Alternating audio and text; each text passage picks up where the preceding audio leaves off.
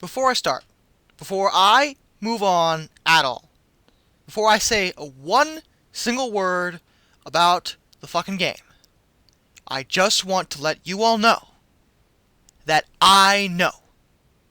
I see it up there. I wrote it. I am the one who chose to title this that. Yes, I'm aware. So you don't need to ask me about it. You don't need to say one single thing. What you could do is just sit there and accept the change back. You could do that. That is an option here. But you know what? I know you people. And I know you want answers, and you always do. So allow me to explain very quickly. Over time, I, first of all, have missed the old name. Second of all, I have come to terms with the simple fact that I will never, ever be able to shake that moniker ever. It is not going to happen. It is the moniker I started out with.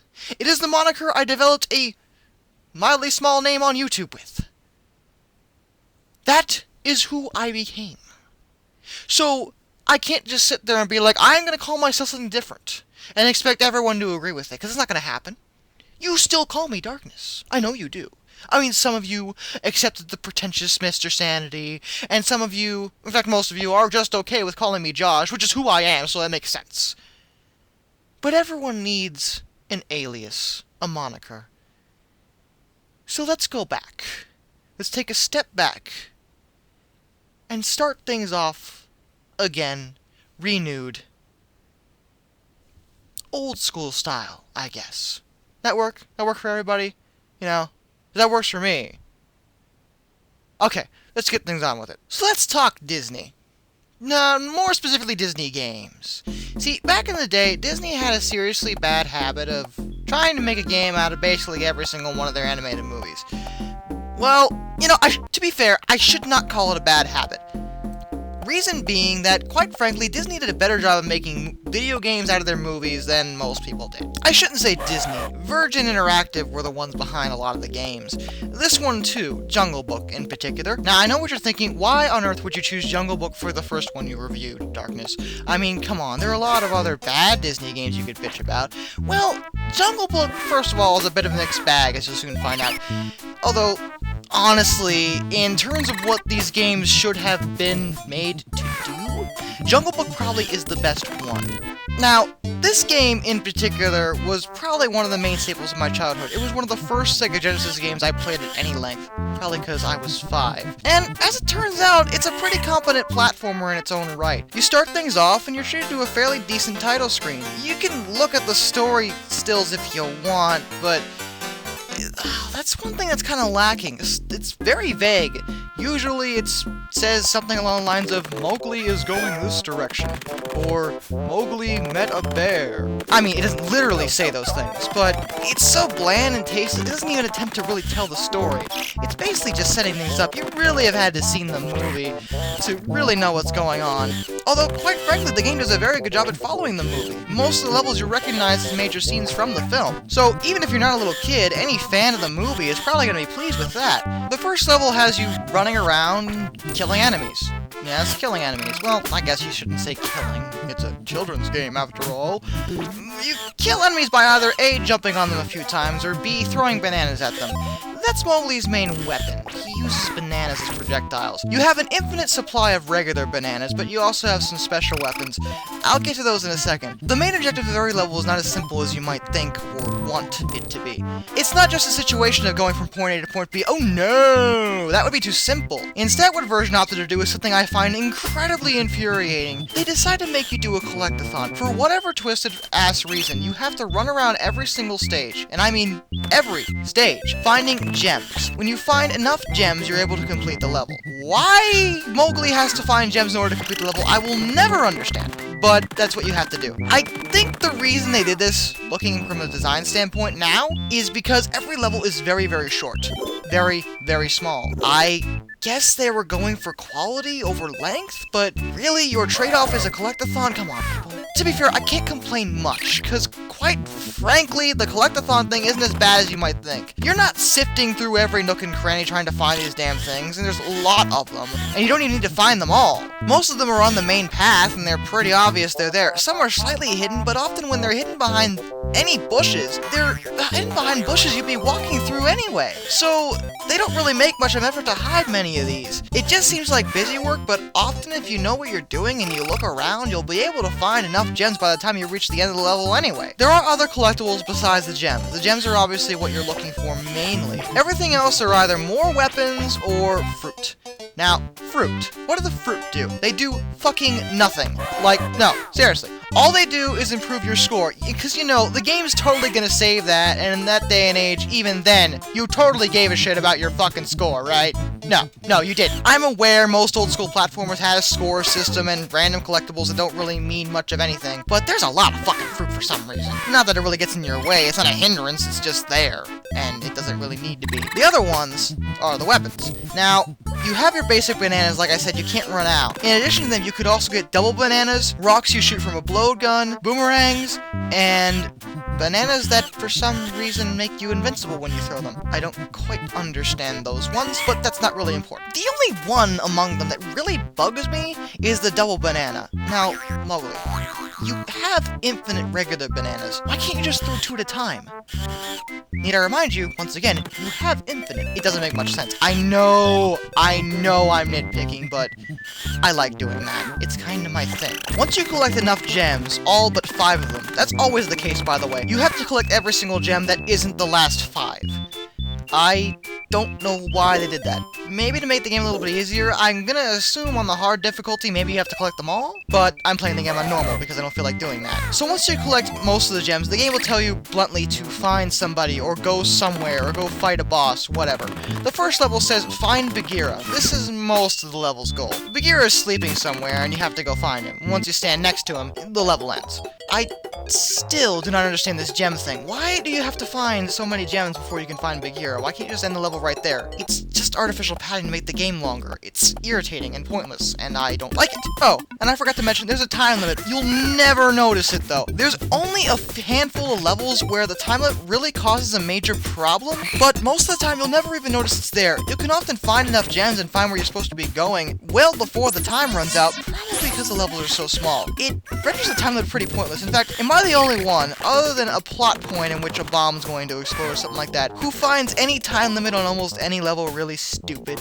Like, really pointless? Like, even in Sonic, when it time overed. Why? Why did it time over? Is that even necessary? Oh well. The second level has you in a giant tree. And I mean, this tree is god-forsakenly huge. I don't understand it. And this is where things start to get really weird, because for some reason you can teleport up and down this tree's trunk. I don't even remember how I managed to figure out you could do that when I was younger. I think I did it on accident once. I mean, it's pretty obvious the holes mean something, but it's so weird, and it doesn't make a whole lot of sense, but, you know, whatever. I do like the sound it makes.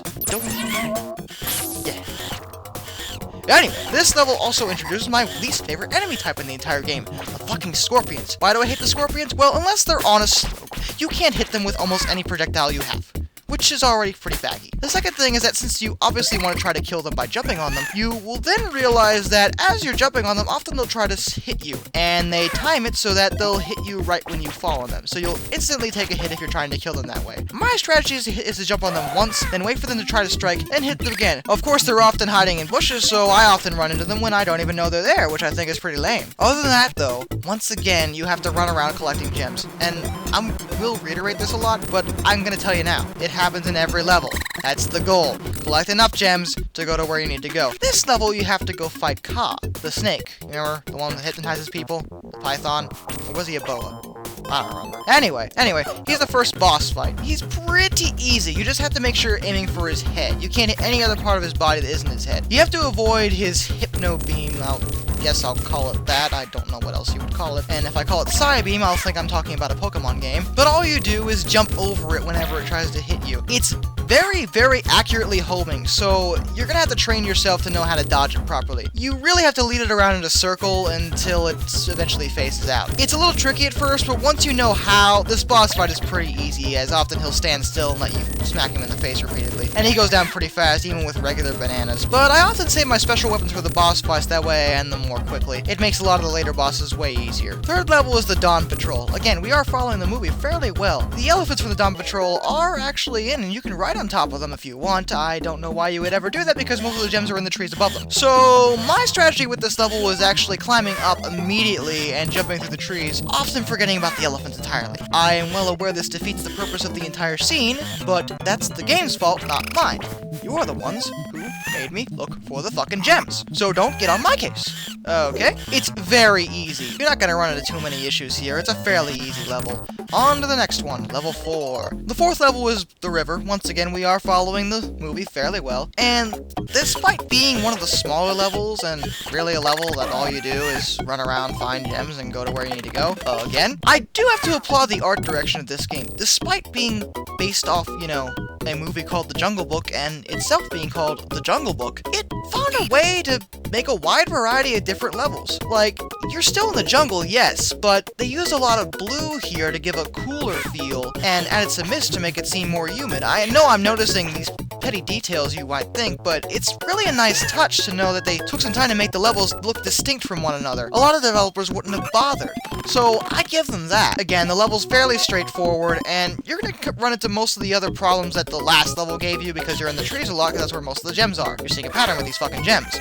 Once you collect enough of them, it'll tell you where to go. This time it says find Baloo. Once you find where he is, the boss music will start to play. When this first happened, I got freaked out. I thought I'm fighting Baloo. That seemed kind of strange. But no, what you have to do is wait for Baloo to come out of the bushes, and he'll keep throwing fruit to you.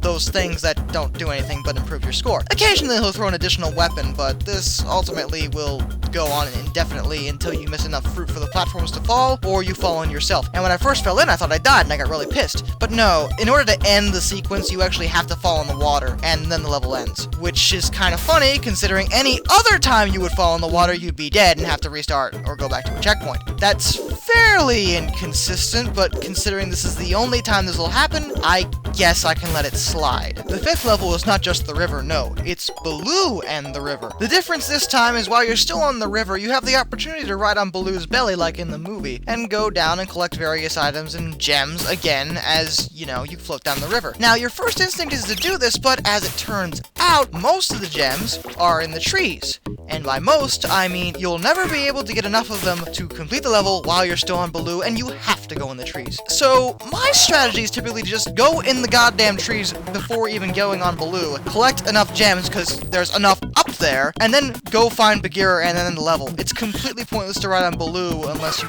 really want to. I don't know why they chose that design choice.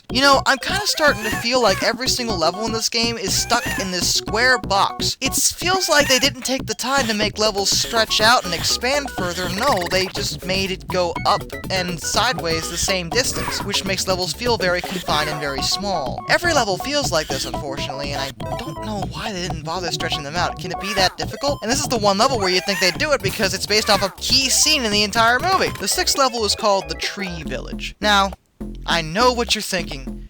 Where the fuck was there a tree village in the Jungle Book? I don't know. I don't think the developers knew. This is one of those levels that happens occasionally in movie games where they just add it to make the game feel longer.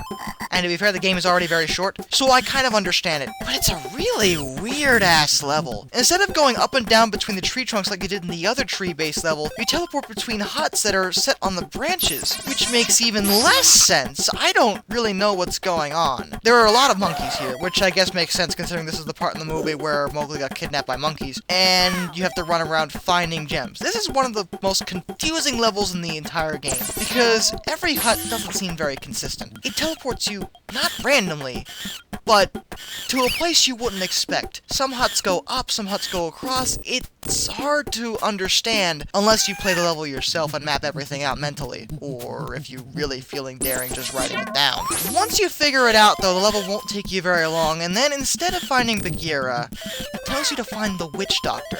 Wait. Monkeys and the witch doctor. Oh no.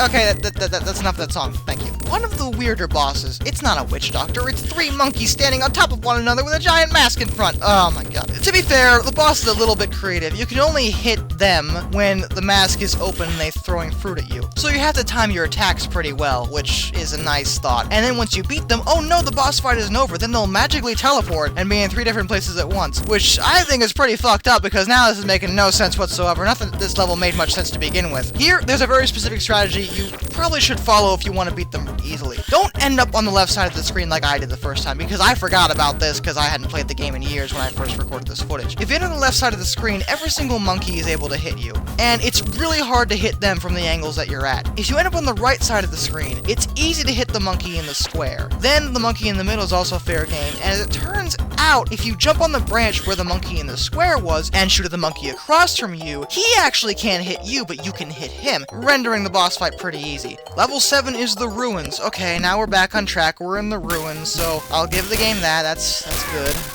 I don't know why the tree village was there, but we're back on track. The ruins, oddly, and I say oddly now because of what I'm about to show you. The ruins, oddly, is probably the easiest level in the entire game. It's really hard to die here, and it's really strange because there's a lot of collapsing sounds and a lot of things falling from the sky, so you'd think it'd be really hard, but no. All you do is run around. As long as you can avoid enemies and the occasional trap, you'll be able to collect the gems and find Bagheera really fast. It's the next level that this doesn't prepare you for. Level 8, Collapsing Ruins. Okay, this is where the game basically tells you to fuck off. The entire level, other than the very end, is completely based on jumping from platform to platform, some of which are trapped with spikes, some of which will break if you jump on them. This level is ridiculous and was the bane of my existence when I was younger. It's such a pain in the ass! Even now I'm having trouble with it. Often when you fall, which you probably will more than once, there's actually a pretty good chance to catch yourself, but this is the level. This level, right here, is where that fucking time limit will totally screw you over. Even when I was recording this, I opted to just kill myself because I had so many lives, to just restart, set the timer, because I knew it was getting too low and I'd never be able to beat the level otherwise, because I kept fucking falling. Oh, and make no mistake, you still have to collect those godforsaken gems in this level too. I didn't forget about that shit, no. Fortunately, in this level in particular, there aren't many side paths, so gems are basically on the main path, so it's not that big a deal, but still, it's irritating. It is this point that I will point out that the game actually does a very good job at reimagining many of the songs from the classic Jungle Book. You can recognize many of the songs from the movie in the game as level music, and it's actually done very well. Okay, so once you finally get to the top of this, and realize this is actually solid ground, thank God, you reach King Louie. King Louie's probably the most irritating boss in the entire game, only because he deflects your projectiles when he's spinning his arms around like that. So you have to wait for him to attack you in order to attack back. It's similar to the Witch Doctor, but way more irritating. Probably because King Louie's attacks are actually more lethal, and, well, will actually hit you more often. The dude also takes a ton of punishment. I'm willing to bet he actually takes more damage than the final boss. I've never tested that theory, but it feels like it. Although, now that I think about it, it probably only feels like that because the final boss, Shere Khan, oh, spoiler warning, you didn't see that coming, doesn't spend a lot of his time deflecting your shots. In fact, he never does that! King Louie does it all the fucking time, so King Louie just takes longer to beat in general. Once you finally bring him down, the entire ruins start collapsing on top of him, which is pretty dark now that I think about it, and Mowgli runs out and you move on to the next level. Jungle at Night. Alright, this level weirds me out for 2 reasons. Number 1, at this point in the movie, this didn't happen. Second of all, this actually did happen. You were in the jungle at night, except that happened in the beginning of the movie, as I recall. It's been a few years, maybe it happened later, but I think I remember Jungle Book well enough to know when the night scene happened. Honestly, there isn't much to complain about. It's a fairly standard level, if not for one thing, the music. And I know I've spent a lot of the time praising the game because it does a good job at rendering the Jungle Book music, but this level in particular doesn't have music from the Jungle Book. Oh no, at least I don't think it's from the Jungle Book. This level has original music, and it's really good. In fact, it's one of my favorite tunes from any Genesis game ever, right here. Just take a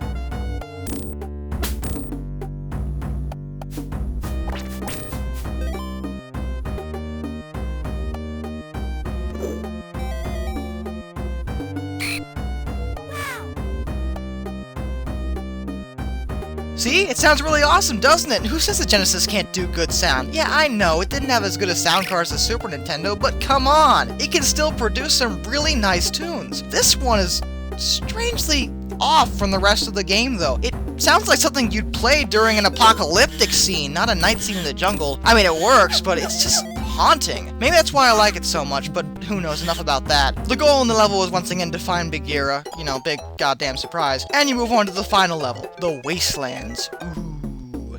This level is not really hard, but it's just annoying. Not only is there fire everywhere, which hurts you because it is fire, but there is lightning constantly trying to kill you. This lightning in this particular level is, I believe, self-aware and malevolent towards Mowgli in every conceivable way. No, the lightning doesn't strike the trees, or the enemies in the trees, just you, and where you are standing at any given time, or hanging, or anything.